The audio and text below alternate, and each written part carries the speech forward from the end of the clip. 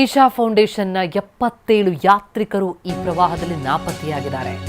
ಮಾನಸ ಸರೋವರ ಯಾತ್ರೆ ಕೈಗೊಂಡಿದ್ದಂತಹ ಯಾತ್ರಿಕರು.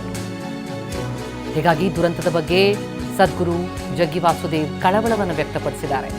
ಯಾತ್ರೆಗೆ ತೆರಳಿದ್ದಂತಹ ನಮ್ಮ ಒಂದು ಗುಂಪು ಪ್ರವಾಹಕ್ಕೆ ಸಿಲುಕೊಂಡಿದೆ.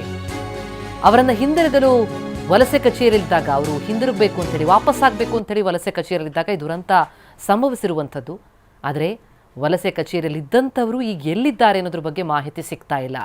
ಈ ಘಟನೆಯಿಂದ ನಾವೆಲ್ಲರೂ ತೀವ್ರ ದುಃಖಿತರಾಗಿದ್ದೇವೆ ಅಂತ ಟ್ವೀಟ್ ಮೂಲಕ ತಮ್ಮ ಆತಂಕವನ್ನು ವ್ಯಕ್ತಪಡಿಸಿದ್ದಾರೆ ಸದ್ಗುರು ಜಗ್ಗಿ ವಾಸುದೇವ್.